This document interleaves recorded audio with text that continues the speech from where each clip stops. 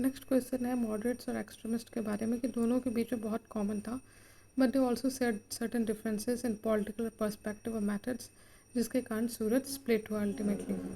तो इसके ऊपर आपको आंसर लिखना पड़ेगा। देखो जो आंसर है उसमें आप लिखोगे क्या क्या शॉर्टकमिंग्स थे मॉडरेट्स के, जिसके कारण फिर एक्सट्रीमिस्ट्स का ग्रोथ हुआ और वो उस गैप को फिल करने में सक्सेसफुल हुए। ठीक है, और आपको बताना होगा जो मॉडरेट्स के मेथड्स थे और जो एक्सट्रीमिस्ट्स के मेथड्स थे दोनों के बारे में, वो चाहे अपील करना हो मासेस को, बिलीव करना हो मासेस का, या प्रेस का यूज़ करना हो, जो डिफरेंट पर्सनैलिटीज़ थे उनके बारे में बताना पड़ेगा, चाहे वो तिलक हो या अरविंदो हो।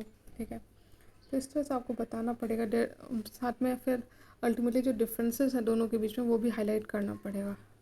इंट्रोडक्शन में आप लिखोगे कि अर्ली 20th सेंचुरी में नेशनलिज्म जो है वो बढ़ रहा था, जैसा कि कर्जन के पॉलिसीज़ और एक्शंस थे उसके कारण और ज़्यादा नेशनलिज्म बढ़ रहा था। लेकिन जो मॉडरेट और एक्सट्रीमिस्ट के बीच में एक डिवाइड देखा गया सूरत स्प्लिट नाम का इन 1907, जिसके कारण जो गैप था दोनों के बीच में वो वाइडन अप हो गया। और मॉडरेट्स जो थे वो अगेंस्ट थे ये जो रिजोल्यूशंस थे, पहला स्वराज, दूसरा स्वदेशी, तीसरा बॉयकॉट ऑफ फॉरेन गुड्स, चौथा नेशनल एजुकेशन। कॉमनलिटीज़ क्या है मॉडरेट्स और एक्सट्रीमिस्ट के बीच में? पहला कि contributed to the freedom struggle in its early phase, पहला। दूसरा कि दोनों में अलग अलग, मतलब दोनों में नेशनलिज्म का स्पिरिट था, भले मॉडरेट्स में कम हो और एक्सट्रीमिस्ट में ज़्यादा हो, और दोनों चाहते थे कि इंडिया का फ्यूचर बेटर हो।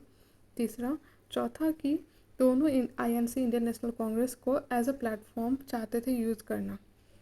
अगर हम आइडियोलॉजिकल डिफरेंसेस देखें तो मॉडरेट्स और एक्सट्रीमिस्ट के बीच में पहला सोशल बेस, मॉडरेट्स का होगा जमींदार और अपर मिडिल क्लास, एक्सट्रीमिस्ट का होगा educated middle and lower middle class.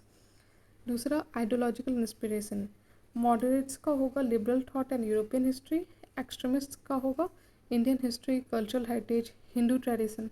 ठीक है, तीसरा है जो मॉडरेट्स थे वो उनको बिलीव था इंग्लैंड के प्रोविडेंशियल मिशन पे, मतलब वो बिलीव करते थे कि इंग्लिश रूल अच्छा करेगा इंडिया के लिए, जबकि जो एक्सट्रीमिस्ट थे वो टोटली रिजेक्ट करते थे प्रोविडेंशियल मिशन और उसे एक इल्यूजन की तरह मानते थे। पांचवा कि they believe political connection with Britain to be India social, political and cultural interest, मतलब जैसा मैंने कहा मॉडरेट्स मानते थे कि इंडिया के लिए अच्छा होगा चाहे वो सोशल, पॉलिटिकल हो या कल्चरल हो। लेकिन एक्सट्रीमिस्ट समझते थे कि ब्रिटिश का रूल जो है वो एक्सप्लॉयटेटिव है और इंडिया के लिए अच्छा नहीं है। जो मॉडरेट्स थे वो लॉयल्टी दिखाते थे ब्रिटिश क्राउन को, और जो एक्सट्रीमिस्ट थे वो मानते थे कि ब्रिटिश क्राउन वॉज अनवर्दी। जो मॉडरेट्स थे उनके अनुसार जो मूवमेंट है वो लिमिटेड होगा टू मिडिल क्लास इंटेलिजेंसिया, जबकि एक्सट्रीमिस्ट जो थे उनको मास मूवमेंट और मास पे, हमारे पब्लिक पे भरोसा था। जो मॉडरेट्स थे वो डिमांड करते थे कॉन्स्टिट्यूशनल रिफॉर्म, जबकि जो एक्सट्रीमिस्ट थे वो स्वराज की तरफ देखते थे। जो मॉडरेट्स थे वो डिमांड करते थे यूज़ ऑफ कॉन्स्टिट्यूशनल मेथड्स सिर्फ और सिर्फ। ठीक है, लेकिन एक्सट्रीमिस्ट जो थे वो एक्स्ट्रा कॉन्स्टिट्यूशनल मेथड्स को भी यूज़ करने में नहीं हिचकते थे, जैसे कि बॉयकॉट हो गया, पैसिव रेजिस्टेंस हो गया।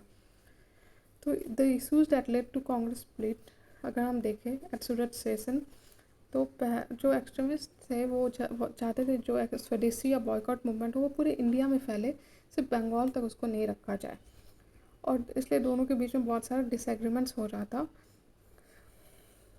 लेकिन जो मॉडरेट्स थे वो चाहते थे कि वो मूवमेंट टोटली बंगाल में ही रहे, और इसी के कारण 1906 में बहुत हीटेड था एनवायरनमेंट, लेकिन वो जो सेशन था उसको चेयर किया दादा भाई नारोजी ने।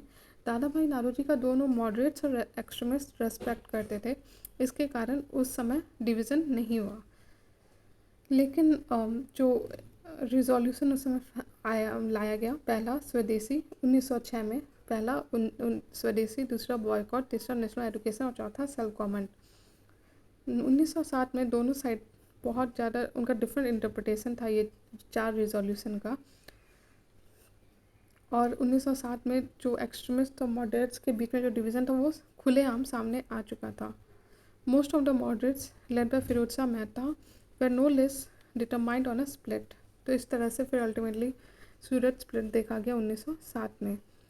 लेकिन फिर जाकर 1916 में मॉडरेट्स और एक्सट्रीमिस्ट्स एक साथ आए और लखनऊ सेशन में दोनों एक ही स्टेज में थे। और साथ में फिर हम लोग को होम रूल मूवमेंट भी देखा। इस तरह से वाला आंसर हो गया। Thank you.